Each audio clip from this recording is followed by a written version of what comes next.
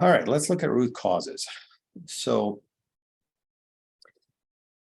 technically speaking, trauma is only about major events, life-threatening, violent, or witnessing such things. That does not mean that less violent, less extreme bad things that happen don't have similar impacts on the brain. Negative experiences don't have to be all the way at the end of the extreme of the spectrum in order to have some of the same impacts on the brain. And so for the purpose of our discussion, we're going to refer to negative experiences that have that kind of impact on the brain as trauma. Just for our common understanding here as we talk about it, all right? Now, when the impact of a small t trauma happens in the brain, it leaves a trace. And that trace then, which we'll talk about here in much more detail, when it's activated, it's a trigger for anxiety. And that trace is very much related to what's going on in our memory system in the brain. You often hear people say about their trauma. In your own experience, I'm sure you're thinking, the last trauma or a trauma years ago, I remember it as if it were yesterday. Well, that is because it's true. You do remember it as if it were yesterday. Our brains remember traumatic events very clearly. But not only the events, the perception of reality at the time of the event is treated in the same way by the brain. It is also remembered vividly. It's hard to tell ourselves some different story than what was stored in memory at the time. Let's go through that in a little bit more detail. So remember, we already talked about the amygdala and its role in the anxiety. There's also the hippocampus. The hippocampus is right next to the amygdala. I mean, they're like right there. And they talk to each other. And the amygdala, when it's activated, it also activates the hippocampus. The hippocampus is involved in long-term memory storage. You can think of it like your desk during the day, and it gets cluttered. You got papers, you got Post-its, you got books open, etc. The hippocampus will take all that material at the end of the day when you go to sleep, and it will start sorting through it. It'll throw away things that are not important. It will keep what is important, and it will put it in long-term storage in the right file in the right drawer. Or at least that's what it's supposed to do. So keep in mind, amygdala, hippocampus. So there is this field of study called memory reconsolidation that really started to come together very neatly by the end of the 20th century. Around the year 2000, the first review papers were written. And this is kind of what they tell us. When trauma happens, the amygdala is firing big time. That is going to cause the hippocampus to also fire big time. You think about it in terms of just plain survival. If something scary is happening, you want to remember it as to stay away from it in the future, right? Well, what happens is that the memory of the event gets put in long-term storage in big, bold font because the hippocampus is so activated. This is not like remembering that I had lunch with my friend yesterday. But whatever distortion of reality is happening at the time, that also gets stored in big, bold font in long-term storage, and it becomes read-only. So just think of a file on your computer that is read-only. You can't delete it, and you can't change its contents. It's there. Let's talk a little bit more about what we mean by perception distortion. Let's take an example. Unfortunate example of a young girl, 15 years old, out on a date with somebody she likes. She's been out with this guy a few times. She's learned to trust him. Well, he betrays that trust, and he ends up raping her. So as a victim of date rape, the amygdala is firing very strongly. That causes the hippocampus to fire very strongly. The details of the event are stored very deeply, big, bold font. But also the perception distortion is men I trust will hurt me. Of course, it's not a distortion in the time, it's accurate, but it's a distortion for the future, right? Because not all men are going to hurt her. Not all men she trusts are going to hurt her, but yet that's the reality that she internalizes. You see that? And it is going to become a read-only file. So fast forward 10 years later, 15 years later, she's engaged to a guy that she really loves. She knows he loves her. Every time he leans over to kiss her, she may even have a panic attack, or she will freeze up, and she will try to tell herself, her left prefrontal cortex is going to try to say, hey, I don't know why you're reacting this way. This guy's nothing like that jerk from 15 years ago. You're fine. You really should trust him, blah, blah, blah. But she can't overwrite that file. Why? Because it's a read-only file. And it's in big, bold font. It's very hard to overwrite that. So what happens in therapy then, the good news is that during recall in therapy, let's say she's in my office and she's telling me the story, as she does so, if she can experience some of the same emotions, obviously not to the same extent, but at least to some critical threshold, what that will do is it will get the hippocampus activated again. That will make the file become a read-write file in the session. You see that? Because the same chemistry is at play here. The same chemicals are going through in order to make the brain able to rewrite that old memory. And so the details of the event, we're not going to change, right? We're not trying to brainwash anybody, but the perception can be corrected. So the way that's done is to say to the client, is to say, hey, all right, tell me about your fiance. When was the last time you experienced that he cared for you and that you could trust him? And she might say something like, an example of when, he took her to the hospital when she wasn't feeling sick, or he took off from work to be with her when she was upset, or something, whatever it is, right?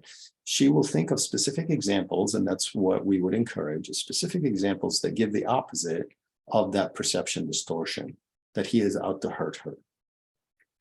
And so as she experiences that during the period of read-write, we can rewrite that long-term storage and correct the perception. And she can walk away feeling like her fiance will not hurt her. I had an example of this in my practice that I have permission to share. And it's stories in my book also. This person had been betrayed many times in her life. And unfortunately, after many years of marriage, her husband had an affair. And he would text his lover while his wife was in the room, and she wouldn't know. Now, to their credit, they each did their own personal therapy. They did marriage therapy. Things were much better. They were miles ahead of where they had been when the affair happened. They both grew a lot. The marriage grew a lot. But there was one sticking point that she could not get over. Every time he would pick up his phone and start texting or reading a text, she would freak out. And they would get into a big argument, big fight, and he would be even showing her the texts from his work, and she would not be able to get over that. And so what I did in therapy with her is we got her to talk about the experience, what it felt like for her to realize after the fact that her husband was texting his girlfriend, etc. And then I said, okay, when she was activated enough, I said, okay, well, tell me a little bit about how your husband has changed. Is he the same person that he was? How do you experience this change in him? What do you feel? And so as we went through that 2 or 3 times, the protocol calls for 2 or 3 times, something changed. And I asked her to call me the next day and let me know how it went, if he picked up his phone, and she did. And she's like, I can't believe it. It's over. It seemed to be just fine when he picks up his phone. And it's usually how people react. They are very surprised at the effectiveness of the method, because they're expecting to have to do it like 30 times. You don't have to do it 30 times. 2 or 3 times in one session is enough, as long as there's that level of activation that hits the threshold. So let's talk about this in scripture. Peter was always promising Jesus that he would be with him till the end and that he would die with him. And yet when Jesus was arrested, he tried his best. He really pushed himself. He got as far as sticking around with Jesus at his trial, but he couldn't get any closer than the sitting around the fire in the courtyard of where the trial was taking place. As people started questioning him and saying that he was with Jesus, he started to deny it. His anxiety level was just starting to go through the roof. And then finally, when he was confronted by the servant girl, he snapped and he denied knowing Jesus and he left. And he wept bitterly, it says. It was very traumatic for him. So when Peter was in the middle of that betrayal, his amygdala was firing really strongly. So was his hippocampus. And so the details of the event, of what happened, so-and-so questioned me, this other person questioned, and the servant girl, blah, blah, blah.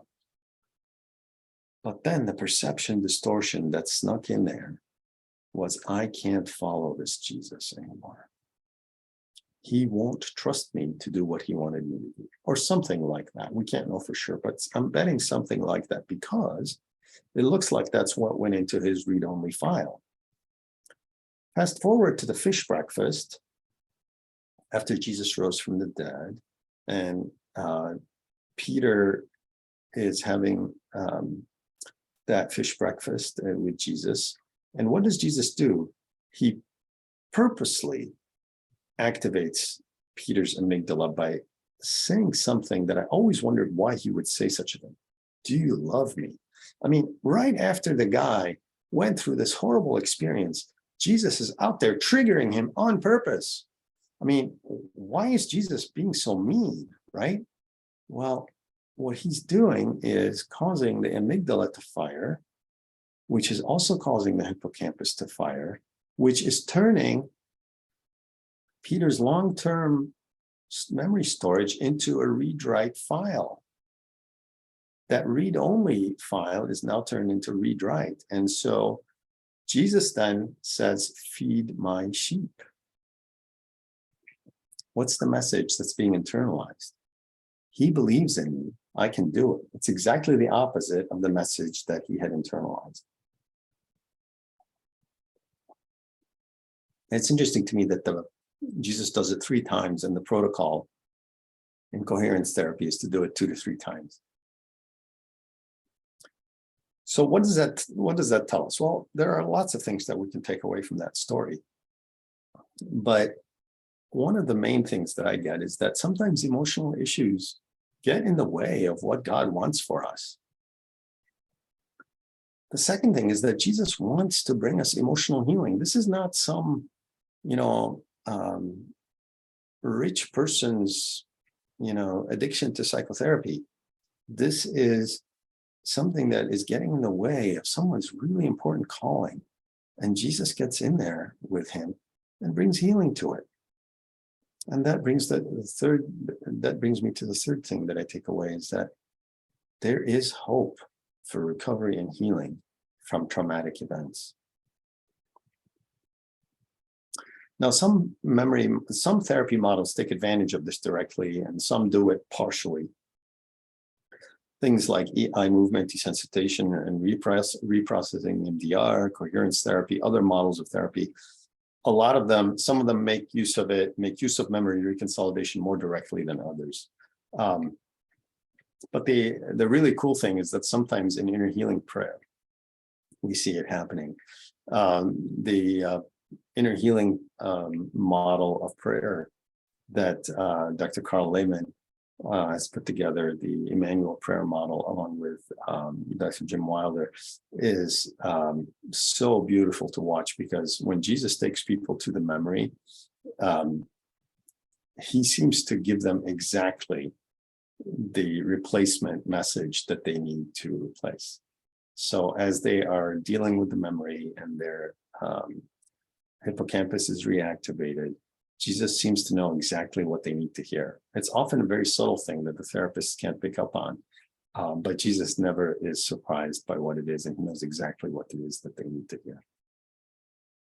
So, is it all trauma? Well, there are other root causes. There are things like implicit memories, where somebody has repeated exposure to something, and implicit memories are there. We have two kinds of memories. Explicit memories is, I remember I had lunch with my friend yesterday. Implicit memories are more like memories of feelings, or learning how to ride a bike, or remembering how to ride a bike, things like that, right? Where we remember how we felt certain things. So if I have a memory, if somebody's abused as a child, they have a memory of danger, right? And so they approached every day with a underlying sense of danger. That's an implicit memory. So that could be a root cause for anxiety. As I mentioned earlier, there's internalized anxieties from our parents. The examples I gave you are examples of one-time traumas. Unfortunately, for some people, they have multiple traumas in their lives, and those are called complex trauma, and that requires more work. But as I've been talking, God's been prompting you to look at certain things in your life. I'd encourage you to continue to press into him with prayer about what he wants you to do with them. All right. Okay, I see we have